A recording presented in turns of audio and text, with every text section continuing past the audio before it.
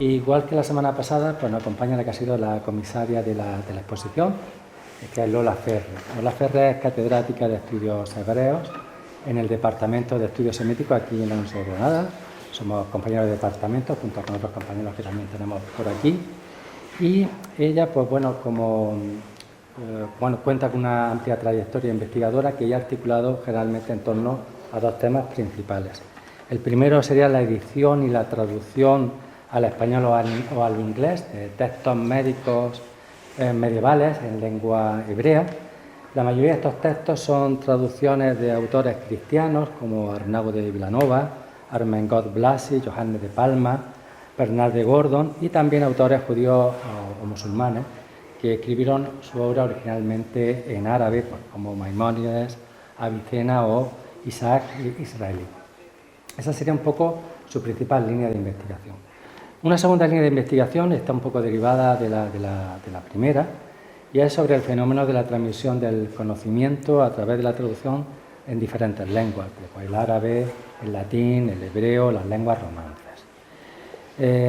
Un ejemplo de esta actividad investigadora, pues por ejemplo su último libro, en el cual pues, ella ha reunido en un solo volumen 4 versiones medievales de un tratado sobre fiebre, en la cual se une un poco la medicina y la filosofía.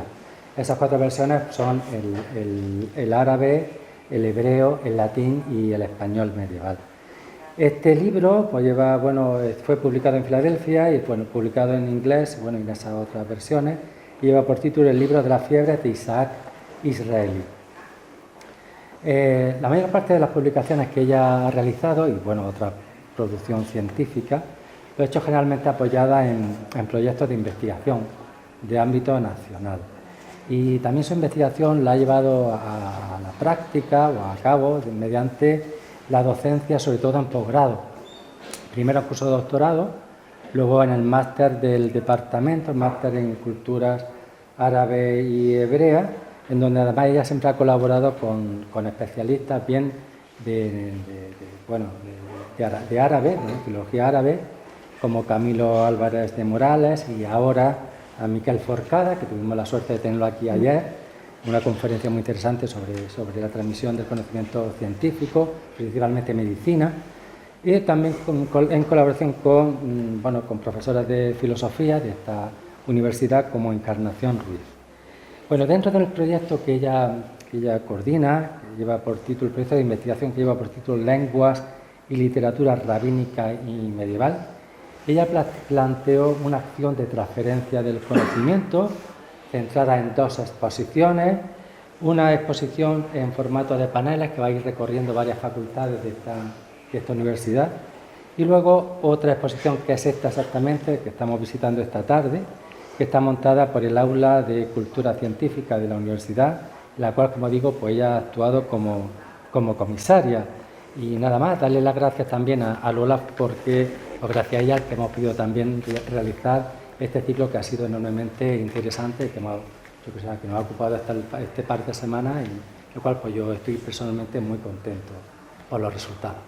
Pues nada, gracias a ti por la iniciativa de ligar un ciclo de conferencias a esta exposición. Carmelo, hola y adiós, porque como él ha dicho tú el otro día, y yo sé que volver a oír lo mismo, yo te agradezco de verdad mucho que al ver la exposición pensar en hacer ese ciclo de conferencias que ha sido muy interesante. El primer día pude animar a la gente a ir, hoy solo deciros que ha estado muy bien. No sé si alguno de vosotros había asistido a alguna de las conferencias. Y bien, empezamos entonces a ver esta exposición. Como ha dicho Carmelo, yo pertenezco al área de estudios hebreos. Vengo trabajando toda mi vida académica en una minoría, los judíos. Cuando uno trabaja en la minoría es capaz de apreciar algo, que es la diversidad. Uno ve el diferente, ve al otro. Y cuando empecé a trabajar en este ámbito es lo que me encontré, una gran diversidad. Y ese es el mensaje principal, digamos, del que partimos para hacer esta exposición. Esa diversidad la busqué también en el profesorado que íbamos a participar en este como en el otro proyecto de la otra exposición. Miré a mi alrededor en la Universidad de Granada y encontré, ahí vamos apareciendo todos, pero ese no es el momento ahora de oírnos, en otra ocasión, ahora me oyen a mí, pero aquí están colaborando profesores del ámbito de ciencias, de matemáticas, de astronomía, de astrofísica, matemática y óptica, compañeros de mi facultad de letras, de árabe, de filosofía y también de románica. Los objetivos de esta exposición es mostrar pues eso, un momento en nuestra historia, en la historia donde la diversidad reinó. Y esa diversidad se ve también mucho en las lenguas. Yo soy filóloga, para mí la cuestión de la lengua es muy importante y aquí la he trasladado. Y vamos a ir viendo a lo largo de la exposición cómo lo que hablamos de un viaje del conocimiento a través del Mediterráneo, pues realmente el vehículo, además de los camellos de las caravanas y de los barcos, fueron las lenguas, cómo el conocimiento fue pasando de una lengua a otra. También quisimos mostrar algo, y es que la mujer y la ciencia no es un invento del siglo XX. Hubo mujeres científicas, la hubo en la antigüedad, la hubo en la Edad Media, y hay que paliar la injusticia que la historia la ha hecho por olvidarla. Una historia relativamente reciente. Veremos Hipatia, su retrato estaban en obras del siglo XV, del siglo XIX, pero de alguna manera se la ignoró y esto queríamos en esta exposición, sin caer en la sobrerepresentación y dar una impresión falsa de que la ciencia estaba dominada por las mujeres en absoluto, pero ellas estaban ahí también. Estos son los objetivos, pero ¿cuál es la motivación? Yo llevo ya muchos años trabajando en esto, ¿qué es lo que me hace a mí salir de mi despacho, salir de mi círculo de trabajo para venir aquí a contarle hoy, una tarde tan fría, esta historia? Pues realmente aquí cuando dije miramos el pasado para ver el presente, pero para mí yo desde el presente quise mirar el pasado y enseñárselo. Quiero decir, miro desde este presente en que estamos viendo un movimiento identitario a nuestro alrededor, algo que hemos visto en Europa, vemos en Norteamérica, no hemos visto, desgraciadamente vemos en América, extendido ya prácticamente por todo el mundo, donde nos definimos ya como un nacionalismo étnico basado en una cultura que generalmente tiene su raíz en una religión. Y contra eso yo hoy aquí pues quiero decirles, pues no, hubo un tiempo donde cristianos, judíos, musulmanes y paganos también colaboraron juntos y el producto pues fue una ciencia que se transmitió durante siglos, que estuvo vigente durante muchos siglos, y eso lo vamos a ver. ¿Cómo organizamos esta exposición? Pues pensamos en un principio los orígenes, cómo surge todo esto, cómo aparece este cuerpo de ciencia que podríamos llamar greco-árabe. Luego, cuáles son los primeros frutos de este hallazgo de esa ciencia. Llegaremos al Andalus, naturalmente. Y por último, vamos a ver cómo esto se transmite a Europa, cómo se transmite el primer golpe de transmisión. Y entonces vamos a empezar en el siglo XV y vamos a acabar en torno al XII o XIII. Por eso digo que es el primer golpe, porque esa transmisión continuaría, pero nosotros teníamos que parar. Empezamos en el siglo XV, pero hay que recordar, y quiero que recuerden conmigo, cosas que ya saben, y es que hay antes el siglo XV, no, el siglo V, por favor. ¿Qué hay antes? Sí, pues si empiezo el siglo XV y voy al XII, ya el viaje es psicodélico, puramente. No, del siglo V. Recordemos cuál es el cuerpo fundamental. Vamos a ver fusión de culturas, pero el cuerpo fundamental es Grecia, es el legado clásico.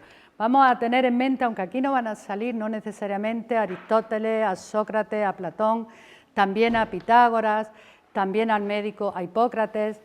Pero luego hay otro momento muy importante, el helenismo, que se ubica más o menos cuando muere Alejandro Magno, se centra en Alejandría, ya no olvidamos de las polis griegas, están en Alejandría, y aquí tenemos también autores muy importantes como Euclides, como Ptolomeo, el nacimiento de la filosofía neoplatónica, o bien médicos grecorromanos como fueron Dioscórides y Galeno, que marcaron la medicina.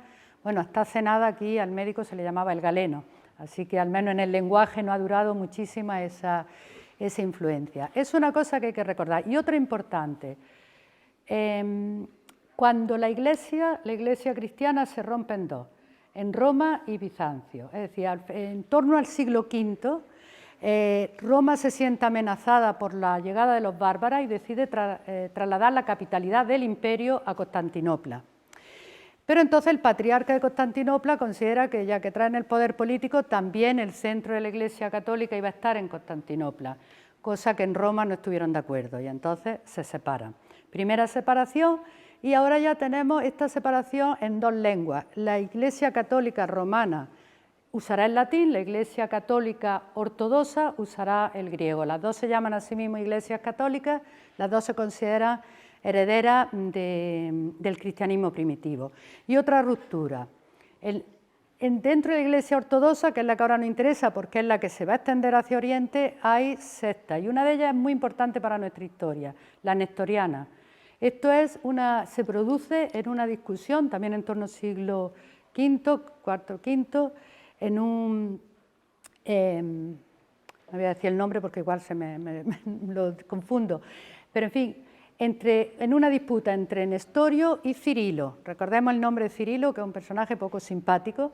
Cirilo decreta que Nestorio y sus seguidores son una secta, los margina de la Iglesia, ellos se extienden en Oriente y su lengua es el siriaco. Esto es muy importante, el cristianismo oriental con el siriaco. El siriaco es otra lengua semítica, un dialecto del arameo, y es semítico como el hebreo y el árabe. Es muy importante porque la cultura griega se va a trasladar en un primer paso hacia Oriente en esta lengua, en el siriaco. Bien, vamos a empezar. Hemos querido aquí también, naturalmente, hablar de distintas disciplinas. Yo, como le digo, soy filóloga, pero trabajo en medicina, esos son los campos en los que me muevo cómoda, pero para eso pues hablamos con astrónomos, con matemáticos, con gente de filosofía, porque otro concepto que tenemos que tener claro es que el conocimiento en este momento no está tan dividido como ahora. Ahora ya no es que eres médico, es que eres especialista cirujano. Entonces vamos a ver que son médicos y filósofos, que son astrónomos, naturalmente matemáticos y también médicos, es decir, y filósofos siempre. Vamos a empezar entonces, yo voy a ir hablando, me van siguiendo, no vamos a leer, claro está, lo que pone ahí, yo voy a resumirlo un poco y luego ya se quedan, hay algún recurso muy bonito que ese cuando acabemos lo pueden ver, ¿no? Esta exposición, como hemos dicho, la que yo organicé más de cerca, es una exposición a base de paneles. Aquí la verdad es que el vicerrectorado ha hecho un trabajo estupendo, la unidad de cultura científica. Todos los objetos que van a ver son o bien del patrimonio de la universidad o bien del legado andalusí. Y luego, pues, efectivamente hay recursos interesantes. Aquí, si se pudiera callar, porque ya me están viendo en original, estos somos los investigadores que contamos un poco la historia.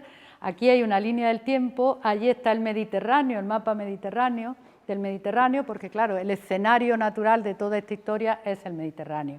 Y ahí se reflejan las aguas, ahí se ha querido hacer para que veamos cómo nos estamos moviendo, ahí se refleja el agua del Mediterráneo.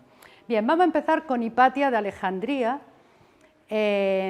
siglo IV, V, y conocida como la última filósofa. No es literalmente la última filósofa, la filosofía siguió, pero de alguna manera es la última representante de esa viva, digamos, de esa herencia griega que ahora ya se va a transmitir a otro individuo. Hipatia es muy conocida, o conocida para aficionados al cine, por la película Ágora, que contó su historia. Entonces, estoy seguro que muchos saben que, bueno, ella en Alejandría, realmente el saber se trasladó a la ciudad de Alejandría, había dos grandes instituciones, el museo y la biblioteca.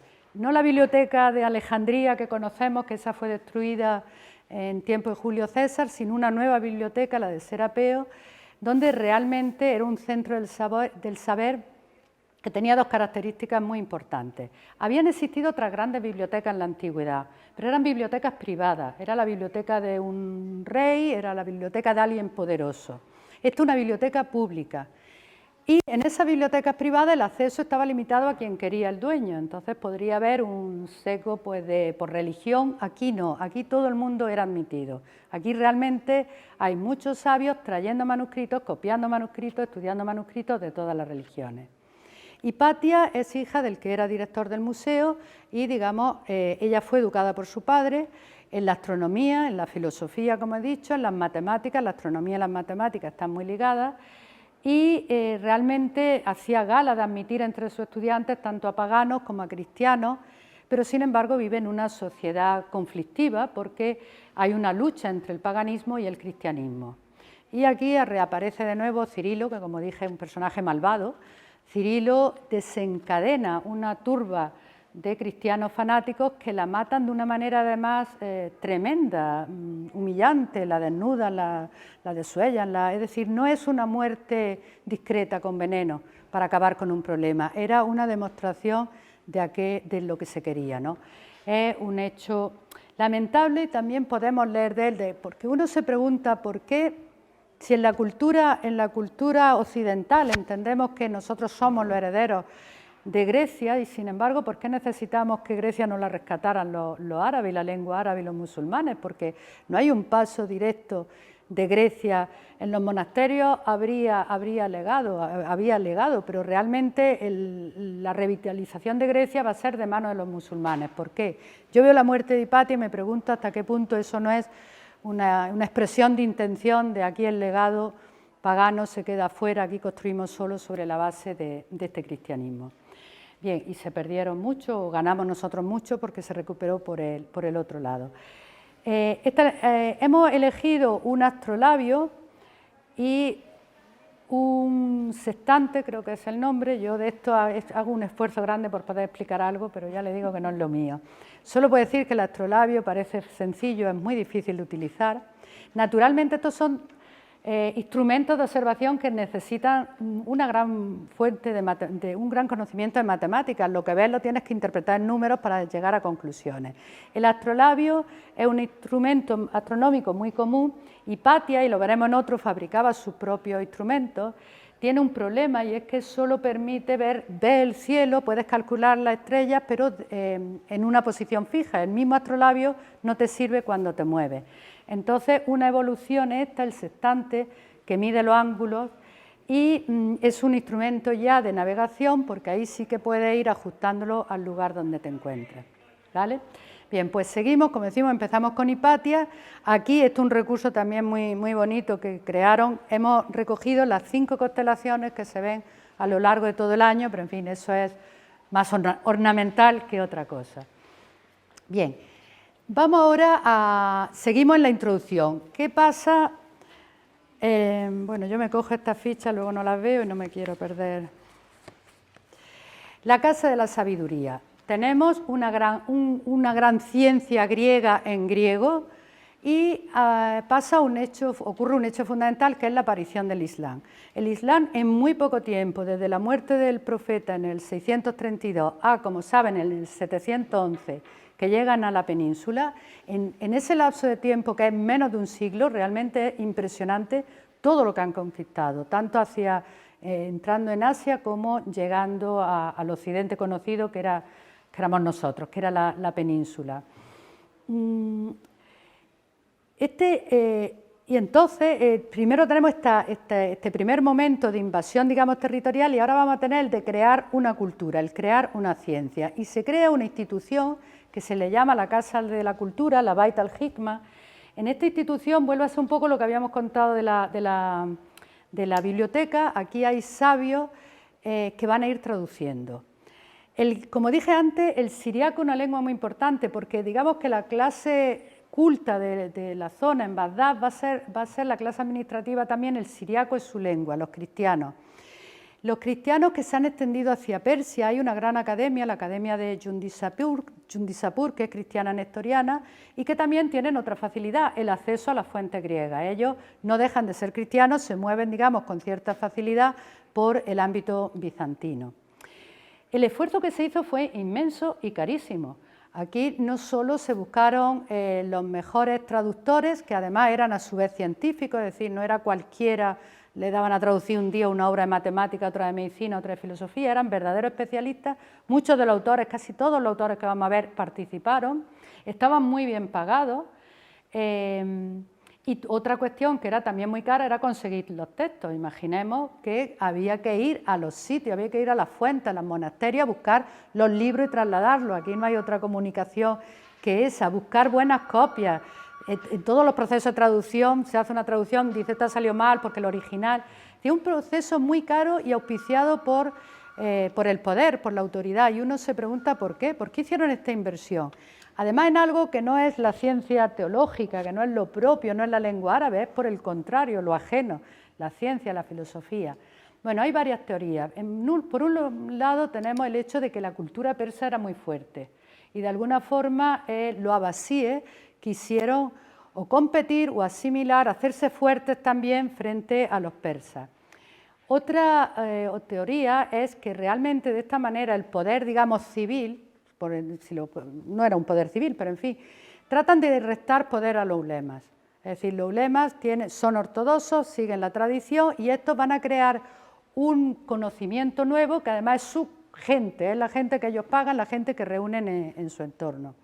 Bien, de una forma u otra es realmente en la historia de la cultura y de la transmisión del conocimiento un movimiento culmen en nuestra historia, porque se traducen, particularmente en el siglo X, muchísimas obras de filosofía, de ciencia, y empieza también a verse esta característica de la diversidad. ¿Quién es el director más importante de esta Casa de la Sabiduría? Junayn ben Ishaq, que era un cristiano, que luego en el mundo latino lo conocieron como Joannicius.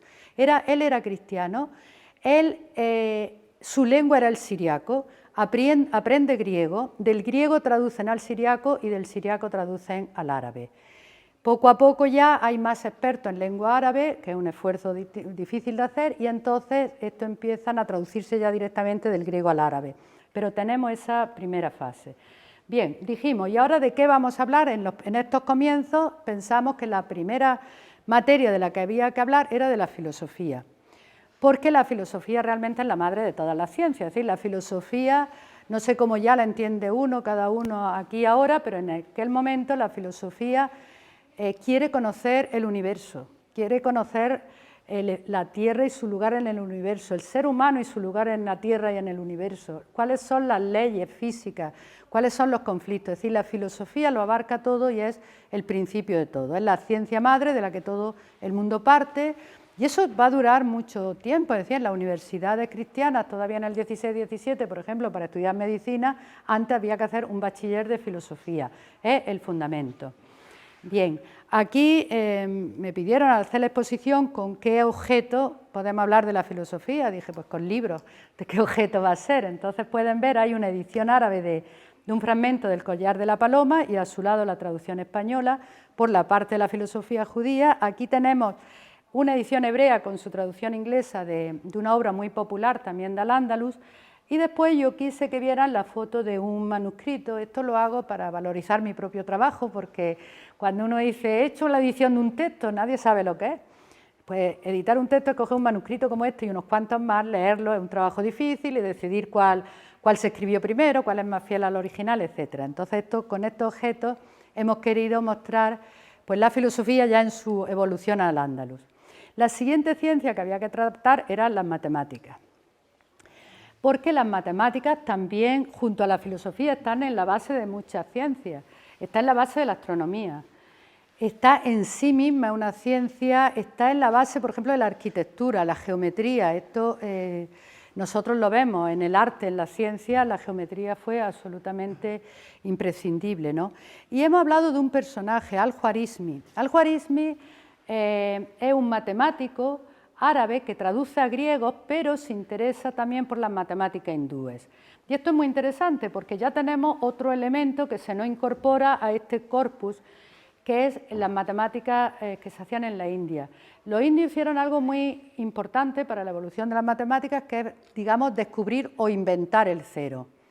Esto parece ahora una obviedad, la existencia del cero, pero claro, si nos ponemos en una mentalidad, cuando no conocíamos el cero, cuando le queremos explicar a un niño pequeño, más pequeño que tú ya esto lo sabes, los números, uno le identifica el número con un objeto, esto es el 1, esto es el 2, pero el cero, ¿cómo se explica el cero?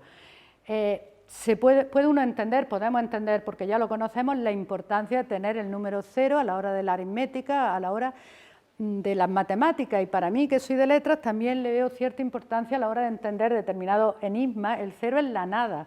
El cero en realidad es difícil de entender, como para mí siempre ha sido muy difícil de entender el concepto de infinito. Son conceptos muy abstractos y de alguna manera el cero pues ejemplifica esa abstracción, ¿no? Eso fue una aportación de los indios que trajo Al-Khwarizmi. Al-Khwarizmi, yo creo que ya todo el mundo lo sabe, o por lo menos yo lo he oído muchas veces, le dio nombre al término algoritmo, porque en la traducción latina, en lugar de Al-Khwarizmi, pusieron algoritmo. Y también le dio nombre al álgebra por su tratado, que era Hisab al-Jabr wal-Muqabala. Al-Jabr se convierte en el álgebra, ¿vale? Aquí el recurso que han hecho el vicerrectorado me parece muy interesante. Esta exposición se enseña también a colegios, entonces aquí se han puesto cifras y letras romanas para que se pueda apreciar qué distinto escribir, pongamos 82 en letras romanas respecto a números, un poco visualizar la importancia de haber introducido el sistema de los números en el mundo hindú. Bien, seguimos con Costa Belluca. Costa Belluca realmente es una persona de su tiempo. Se habla del Renacimiento como el momento en que los hombres del Renacimiento pues, tenían el conocimiento de distintas ciencias. Bueno, pues eso es Costa Belluca. Costa Belluca escribió muchas obras, escribió una obra de medicina importante para los peregrinos que iban a la Meca. Esto era relativamente común. Luego otro personaje norteafricano también escribe un libro que en latín se conoció como Viaticum para viajeros. Realmente eso también lo tenemos que tener claro. En la Edad Media se viajaba mucho, en otras condiciones, en otros tiempos, pero se viajaba mucho. Y entonces había tratados de medicina, pues cómo atender, para que alguien que está viajando y encontrándose en distintas circunstancias, cómo tratarlo, ¿no? Bien, sin embargo, y haciéndole poca justicia, yo lo he traído aquí solo porque tradujo un libro, que es La Mecánica. Le digo poca justicia porque él realmente hizo cosas muy importantes, entre ellas tradujo este libro, también estaba en la Casa de la Sabiduría, pero a mí me pareció interesante introducir la mecánica porque realmente yo quería hablar de todo, quería hablar de la filosofía, quería hablar de la ciencia, pero también de su aplicación práctica. Realmente en este periodo no hay grandes inventos, estos no son los romanos y su puente, en realidad lo que hay es una creación hay una mecánica sencilla, simple, que responde a problemas que la sociedad tiene que solucionar. Se inventan, hay unos hermanos persas, me parece que se llamaba Ibn Musa, creo, unos hermanos persas que se van a Bagdad e inventan todo, pero el todo pues son cosas como la rueda, el molino de agua, una lámpara que detecta el gas cuando entran los mineros, otra que evitaba que se apagara la llama, ese tipo de ingenio, de objetos que facilitaban la vida, relojes, vamos a ver por ahí algunos, pues también relojes de agua, relojes de sol, relojes de arena, son el tipo de mecánica. Para esto utilizamos una rueda, que francamente yo no sé si esto lo inventaron ellos, porque lo único se llama rueda de clavijas de madera, y bueno, pues queríamos tener un objeto que nos remitiera a eso, a lo que es la construcción de instrumentos. Como he dicho, los astrónomos, por ejemplo, solían construírselo y era frecuente esa mezcla del que construye y el médico. Y ahora llegamos a lo que es mi campo, la medicina, y para esto he elegido dos personajes, también digamos son muy tempranos, primeros frutos. Isaac Israelí, él había nacido en Egipto, pero cuando escribe en medicina está en Kairouán. Kairouán está donde está Túnez, en Túnez, y ya estamos viendo ese viaje, ese movimiento. Ya de Grecia se fue a Oriente, el de ida y vuelta. De Grecia a Oriente y ahora de Oriente empieza el viaje hacia Occidente. Isaac Israelí es médico y filósofo. Avicena, persa, es médico y filósofo. Esta combinación es frecuente. Lo raro es que alguien sea filósofo y no haga algo de medicina, o que sea médico y no haga algo de filosofía. ¿Por qué? Aparte de razones prácticas de la filosofía, ni entonces ni ahora se vive bien, la medicina sí, aparte de podría ser esa razón práctica, también es la concepción, es decir, nada está separado de nada, el ser humano forma parte de la Tierra. Y esto se ve muy bien en lo que es la teoría más clásica de la medicina medieval, que es la teoría humoral. ¿Cómo se construye la teoría de los humores? Se dice, en la Tierra ya se habían definido, Demócrito, 4 elementos, fuego, aire, agua y tierra, y 4 cualidades, seco, caliente, húmedo y frío. Esto es la Tierra. Pues ahora en nuestros cuerpos, en los cuerpos del ser humano, también tiene que haber 4 elementos, que son 4 fluidos, la sangre, la bilis negra, la bilis amarilla y la flema. Y además cada uno de ellos tiene tiene esas cualidades. Si lo vemos, aquí se ha hecho un puzzle, la bilis negra es seca y fría, la bilis amarilla es caliente y húmeda. A partir de aquí se monta la fisiología, se entiende que el cuerpo, que la salud es el equilibrio de los humores, pero también que no todos los cuerpos tienen el mismo equilibrio, y son diferentes, no todos tenemos que tener exactamente la misma cantidad. Eso que marca que se hagan tratados de medicina individualizados, los regímenes de salud. Si un régimen de salud que le sirve a ella igual no me sirve a mí porque en mi temperamento hay más sangre y en el suyo hay flema. Esto define la definición de los temperamentos, también ha llegado a nuestra lengua, es decir, todos conocemos la palabra flemático, la palabra sanguíneo, ahora se usa menos, pero también una persona sanguínea era una persona que reaccionaba bilioso, y luego la bilis negra es la melancolía en griego. Bilis negra en griego se dice melancolía y todos conocemos en la expresión melancólico. Melancólico era una persona, por ejemplo, que tenía un exceso de bilis negra. Esta es la fisiología. Ahora se monta la farmacia también, porque si uno es melancólico y por tanto tiene un problema de exceso de un fluido que es seco y frío, para contrarrestarlo tienes que buscar un medicamento que sea que sea húmedo y caliente. Aquí no hay homeopatía, sino la teoría que se llama ad contraris. Si tienes que buscar lo contrario de lo que padeces, no precisamente lo mismo. Entonces, como digo, aquí encontramos la relación de la filosofía con la medicina y también el concepto del microcosmos. Yo aquí he reflejado esto porque todo no cabe, pero también hay otra teoría que es la influencia de los astros. Hay muchos dibujos en los manuscritos donde se ve cómo cada uno de nuestros órganos fundamentales le corresponde un astro. La influencia de la estrella está presente. El otro día en una de estas conferencias había un astrofísico hablando y decía la astrología formaba parte de la ciencia. Es más, la astronomía estaba al servicio de la astrología y no lo contrario, no era marginal. Y, por ejemplo, por supuesto siempre se ha pensado la influencia de la luna en los ciclos menstruales, la influencia de la luna en el carácter y de ahí nos viene el lunático. Hay un concepto que es el de los días críticos, es decir, los días en que la enfermedad llega a su punto más álgido y luego empieza a bajar. Eso también está relacionado, por supuesto, con la estrella. La peste, en algún momento de 1348, se dijo que la causa era una confluencia de estrellas, de constelaciones. Así que también tengámoslo en mente. Ahora despreciamos la astrología porque además nos parece que es lo del horóscopo y tal, pero en ese momento los reyes tienen un astrólogo, sus decisiones se toman en base a eso.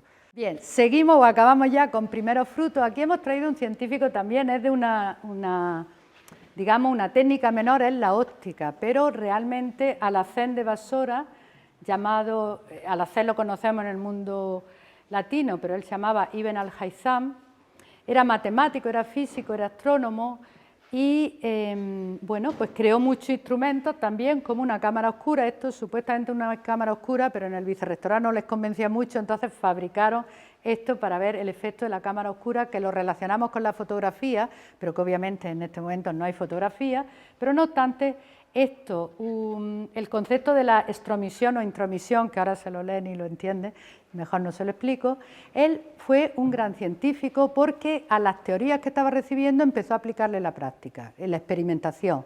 Entonces esa mezcla de teoría y experiencia, que a lo mejor los griegos habían escrito mucho, pero habían sistematizado poco, y él no solo sistematiza, sino que empieza a experimentarlo y esto produce ya un avance significativo respecto a la ciencia griega y de hecho se habla de él como de alguna forma el iniciador de lo que es el método científico.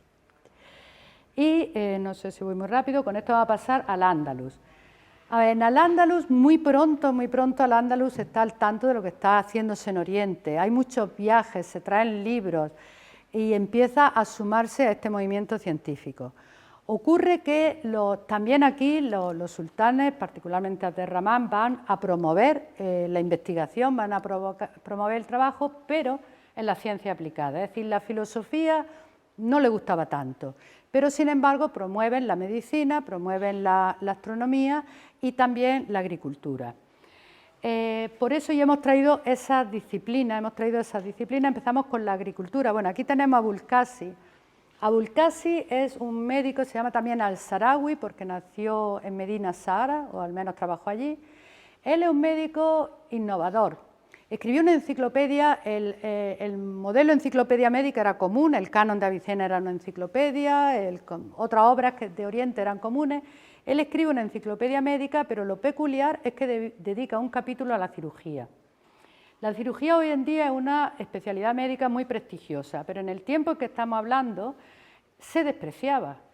Se consideraba, esto de acuerdo con algún antropólogo, viene ya de Grecia, porque cuando uno empieza a teorizar y a hacer de la medicina ya no una práctica, una cuestión empírica, sino una ciencia, de pronto lo de tocar el cuerpo, llenarse las manos de sangre, empieza a despreciarse ese trabajo físico. Y eso lo hereda la ciencia medieval. Decían, el buen médico cura y el malo hace cirugía. Y de hecho ningún médico hacía cirugía, eso lo hacían los llamados barberos, que eran los que hacían la sangría y todo aquello. De hecho, el propio Dioscórides, no sé si lo conocen, les suena, él escribió La materia médica, que es una obra conocida, muy conocida, incluso ahora, porque luego Laguna hizo un comentario, es un libro de plantas medicinales, que hay una edición de Pío Fonquer del Dioscórides con los comentarios que es muy popular, pero popular de que la gente la tiene en su casa porque busca ver qué planta le va a venir bien para un dolor de estómago, ¿no? Dioscórides era un médico militar, digamos, él iba en las campañas militares de Roma y en lugar de escribir algo sobre cirugía, porque la verdad es que la guerra es el gran laboratorio para la cirugía, en lugar de eso escribió un libro de plantas recogiendo todas las plantas que iban en su camino. Es decir, que realmente la cirugía se sentía un gran desprecio por ella y sin embargo Abulcasi la introduce en su obra, se traduce al latín y empiezan a surgir grandes cirujanos en el mundo cristiano, todos deudores de Abulcasi. Ayer me dijeron, noticia de última hora, que en realidad se cree que Abulcasi no fue el primero, que se está basando en una obra de Ibn Janaj, un judío anterior a él, pero bueno, fuera él, fuera Ibn Janaj, sale de aquí en Al-Ándalus ese aprecio por la cirugía. Luego casi al final vamos a ver un manuscrito latino, un facsímil con el tratado de cirugía de Abulcasi. Llegamos a la agricultura. Para esto lo hemos orientado, esto es el llamado Codex Granatensis, un facsímil, lo elegimos porque tiene escenas de huerta. La agricultura también fue una verdadera revolución en Al-Ándalus, porque se unieron distintos elementos. Por un lado ya había una tradición de obras bizantinas, había una tradición no tanto escrita como oral, naturalmente latina y romana, porque ellos los visigodos habían mantenido ese legado, y los musulmanes llegan a escribir 8 grandes tratados de agronomía. Hacen la primera flora histórica de la península. E incluso se hizo una clasificación taxonómica de las plantas que fue vigente hasta que llegó el Linneo, y la del Linneo que todos conocemos pues se parece mucho a aquella. Además de esta parte, digamos, escrita, ¿qué ocurre? Llegan y encuentran una tierra muy fértil. Vamos, para no irnos muy lejos, vamos a pensar en Granada, vamos a pensar en La Vega, vamos a pensar incluso en la Alpujarra, con mucha agua. Encuentran una tierra fértil y ellos traen muchos productos. La cultura agrícola en la península era pobre, era muy pobre. Yo recuerdo una exposición sobre la gran tríada en época romana, que era el aceite, el trigo, trigo y el vino. No había huerta, no había mucho más que eso. Esto lo traen los árabes, ahí lo van a ver, traen cítricos, traen hortalizas, muchas cosas. Entonces tenemos una tierra fértil, nuevos productos y nuevas técnicas agrícolas, muy particularmente todo el trabajo que se hace con el agua, pozos, acequias, etcétera. Entonces la producción aumenta. También es cierto que, por ejemplo, en el siglo XI hay un aumento demográfico importante y necesitan más agricultura, y realmente es una de nuestras señas de identidad que además queda viva cuando uno pues ve los sistemas de acequias que todavía pues tenemos en la provincia de Granada y por supuesto en otras. Se plantó lino, se plantó todo tipo de cosas, desde lo que era la huerta a productos como el lino, la seda, etcétera, que darían pues mucho dinero. Bien, hemos hablado de medicina, hemos hablado de agricultura. Azarquiel es un personaje curioso, es muy conocido como astrónomo, pero él de entrada era un artesano. Entonces él empieza a fabricar instrumentos, era un orfebre, empieza a interesarse y acaba siendo un astrónomo bastante importante, que además astrónomo y astrólogo, como dije antes. Escribe unas tablas astronómicas que luego Alfonso X el Sabio las va a utilizar y las va a convertir en las tablas astronómicas suyas, que fueron muy populares en Europa, y expresamente Copérnico cita a Azarquiel, es decir, su trabajo tuvo realmente mucha trascendencia. En la conferencia que estos días nos han dado sobre astronomía, pues nos decían cómo la astronomía se basaba fundamentalmente en las matemáticas, y eso es un error, porque hay que basarse en la física también. Y el problema de la física, y cuando surgen disputas en la Edad Media entre quien se apoya en las matemáticas y quien se apoya en la física, es que se apoyan en la física de Aristóteles. Y realmente Aristóteles era un gran filósofo, pero parece ser que en física metió muchos errores. Entonces hay ahí un debate, pero bueno, la astronomía, hubo muchos astrónomos, Andalucía, la astronomía es también uno de nuestros fuertes, sirve, como hemos dicho, a la astrología, sirve a la navegación, y Azarquiel fue muy destacado. Aquí tenemos un instrumento que se llama ecuatorio de Azarquiel, que por lo visto es difícil encontrarlo. Yo me enteré el otro día que era difícil, todavía no me he enterado para qué sirve, ni renuncié a hacerlo. Tengo que confesar que al principio traté de aprender aquello y fue tropezar con el astrolabio y decir, Google existe para todos, no solo para mí. Bien, llegamos a la filosofía y aquí nos vamos a hablar. Hay grandes filósofos andalusíes, vamos a hablar de dos muy importantes, Maimónides y Averroes, que seguramente les suenan, pues yo creo que son los más populares. Desde luego Maimónides es el sabio medieval más importante para el judaísmo. Hay un dicho, de Moisés a Moisés no hubo otro Moisés, Moisés el de la Biblia y Moisés ben Maimónides. Y Averroes, ¿qué vamos a decir de Averroes? Para mí es el filósofo más importante de la Edad Media, al margen de, no entre los musulmanes, entre todos los filósofos medievales, pienso que la obra más influyente entonces y ahora. Pero no vamos a hablar precisamente de sus logros, vamos a hablar de la controversia que provoca en su obra. Como he dicho antes, en Al-Ándalus no tuvieron la filosofía un gran apoyo por parte de la autoridad en general, porque la filosofía, no se nos escapa, se enfrenta a la tradición y se enfrenta a la religión. Y no es ya solo una lucha de poder, que eso puede ser una mirada un poco simplista, ¿quién va a ganar? Si el ulema, si el cura, si el rabino o el filósofo. También es realmente de concepción del mundo. Realmente la religión se siente amenazada por la ciencia porque interpreta las cosas de manera distinta y a veces va contra el corazón. Pensemos un caso muy simple. El Dios monoteísta es Dios y es porque creó la tierra, ese es su gran mérito, la creación de la tierra. Pero ahora llega Aristóteles con su física y dice, la tierra es una esfera, porque lo de la tierra plana no se lo creía nadie ahora, entonces, igual ahora sí, pero entonces no, la tierra es una esfera, la esfera tiene un movimiento eterno, la esfera nunca, una vez que se pone en movimiento, nunca para, luego el mundo es eterno. Si uno dice que el mundo es eterno, está diciendo que Dios no existe, no hay un principio creador. Entonces, esto es un ejemplo, también está la cuestión del libre albedrío, pero un ejemplo muy gráfico de cómo realmente la filosofía es que irrumpe y es difícil siempre conciliarla con la religión. Se encuentran respuestas, está la del primer motor, está el primer motor es que a esa rueda, esa esfera, alguien la puso en movimiento y ese alguien es Dios. Maimónides dice, las leyes físicas de la rueda eterna son de verdad, pero a partir de que Dios realmente de la nada crea el mundo y a partir de ahí, entre otras cosas, crea las leyes de la física de Aristóteles. El neoplatonismo habla, es una teoría muy bonita, de cómo, digamos, Dios es una luz, imaginemos un foco de luz que se va degradando, en esa degradación se crea una jerarquía donde están las esferas, donde están los astros y el último elemento de esa jerarquía es el alma humana. Entonces, de alguna manera, nos consuela, porque tenemos algo de Dios, aunque sea lo último, lo más chiquito, pero tenemos algo de Dios. Entonces, una teoría que medio se acepta bien.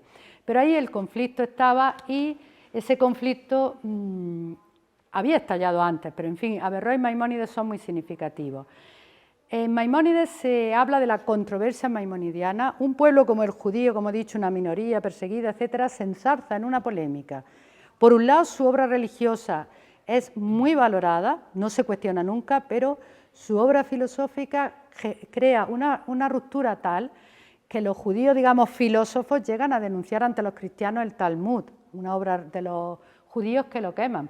Pero es que los ortodoxos, los que estaban frente a la filosofía, llegan a execrar la tumba de Maimónides en Tiberiade, es decir, alcanza una virulencia que en un momento dado se acaba la controversia porque está siendo ya autodestructiva para la comunidad.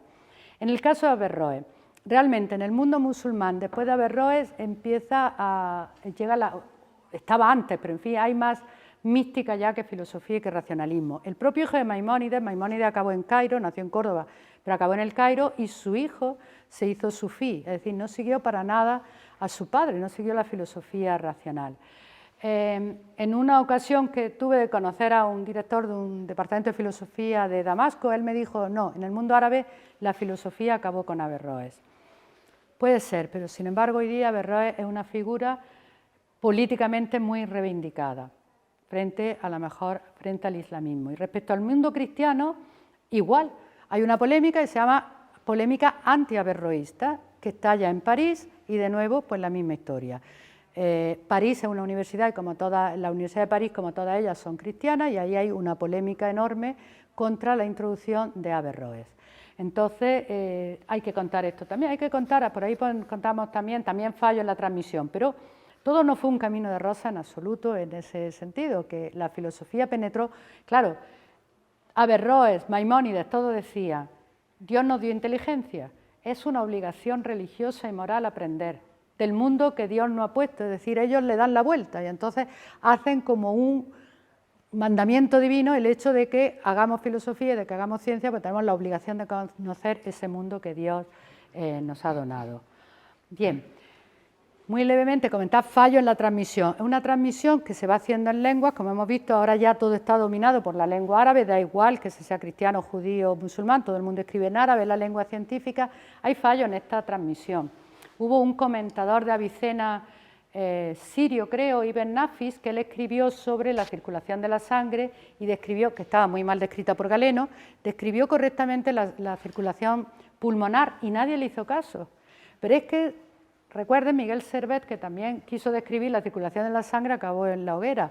William Harvey, que ya finalmente lo creen, pero no es que él expuso su teoría y rápidamente fue aceptada. Tuvo muchos problemas para que la teoría de la circulación correcta de la sangre fuera aceptada y ya estamos hablando de, creo, 16 o 17. Otra teoría ahí, digamos, falló la transmisión. En otro error de transmisión también grave fue, no me viene el nombre, no me acuerdo, Erastótenes. Erastótenes fue capaz de dar la cifra de la circunferencia, digamos, de la Tierra, ¿cómo se llama? El diámetro de la Tierra muy certeramente. Sin embargo, esto lo cambiaron. En la Edad Media alguien cambió ese volumen, cambió esa cifra, y cuando Cristóbal Colón empieza a planificar su viaje, toma la cifra errónea y ya pasa lo que todos conocemos. Es decir, y sin embargo, alguien había alcanzado a decir una cifra muy aproximada de realmente el diámetro no es el diámetro, es que no la circunferencia, no me viene la palabra, la tenía en mente, perímetro de la Tierra, ¿no? O sea que esa transmisión a través de las lenguas pues tuvo también sus errores, hallazgos que no siguieron y que luego aparecieron mucho más tarde. Y en relación a la filosofía, pues lo que digo, hubo grandes amantes de la filosofía y hubo grandes detractores de la filosofía. Y ya vamos acabando con cómo esto pasa a Europa y tenemos 3 momentos. El primer momento le hemos llamado primeros resultados, es cuando desde Kairouán, recuerdan, allí estaba Isaac, israelí, desde Kairouán, desde el norte de África aparece un personaje que se llama Constantino el Africano. Se sabe poco de él, no se sabe si él era cristiano o si luego se hizo cristiano. Parece ser que era un comerciante que fue a Siria, Bagdad, fue a Oriente y con él trajo, aparte de lo que comerciara, trajo muchos libros de medicina. En algún momento aparece, no se sabe si nació en Cartago, tal vez pudo ser Sicilia, pero en algún momento aparece en Montecassino, un monasterio. Ahí ya lo vemos como cristiano, ya digo, no se sabe si es que era cristiano o si se convierte y comienza a traducir todos esos libros árabes que él había encontrado en árabe al latín. Junto a él está el obispo Alfano, que traduce del griego toda la medicina bizantina. Y estas traducciones crean un cuerpo de medicina que durante siglos se llamó la Artichela, todos estos textos juntos ya en latín, y durante siglos fue los libros de medicina de las universidades cristianas. Otro personaje que hemos traído aquí es Trota, que se nos ha quedado aquí detrás, Trota de Salerno. Salerno está muy cerca de Montecassino y están justo en la frontera entre el Imperio Bizantino, que está en el sur de Italia, y el Imperio Romano. Bien, Salerno fue la primera escuela de medicina de Europa en el siglo X. Sin embargo, era una medicina de carácter muy empírico, no tenía un cuerpo teórico detrás. Esto es lo que le iba a aportar, Constantino. Trota es una mujer que es médica general, digamos, en todas las especialidades, pero tiene una ventaja respecto a la ginecología porque es el acceso libre a las mujeres que no tenían los varones. Pero yo aquí quiero llamar la atención, he contado un poco, bueno, la biografía de Trota se conoce poco, porque la historia de Constantino, pues, es un poco, no se sabe mucho de él, pero nunca nadie ha dudado de su existencia, nunca se ha dicho, no era una persona, era una escuela, y sin embargo se ha dudado de la existencia de Trota. ¿Por qué? No lo sé.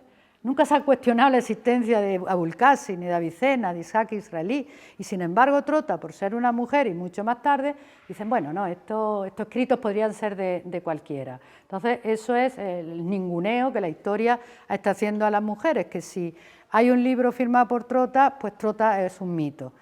Y otras se olvidan y nunca se mencionan. Tenemos la experiencia de un libro de medicina de mujeres, escrito en femenino, y aún dicen, esto lo escribieron hombres y juntaron, y esto es una cuestión gramatical, es decir, ha habido un tiempo, un empeño en realmente ocultarnos a las mujeres. Bien, esta es la primera transmisión que se hace, las primeras traducciones al latín, esto para que lo observen en uno de los relojes, y luego el siguiente es la conocida como la Escuela de Traductores Alfonso X el Sabio.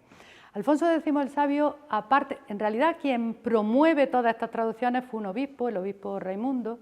Él está también en una tierra de frontera, hay muchos árabes y judíos en Toledo que conocen árabe, que conocen la lengua vernácula, entonces él trae muchos sabios, es una empresa muy internacional. Es decir, la Escuela de Traductores no estaban toledanos de Toledo, estaban gente de todos lados, estaba John Scotto de Escocia, había muchos de Italia, de Alemania, vienen muchos traductores para verter del árabe todo aquello que ellos sabían que estaba en el mundo árabe al latín.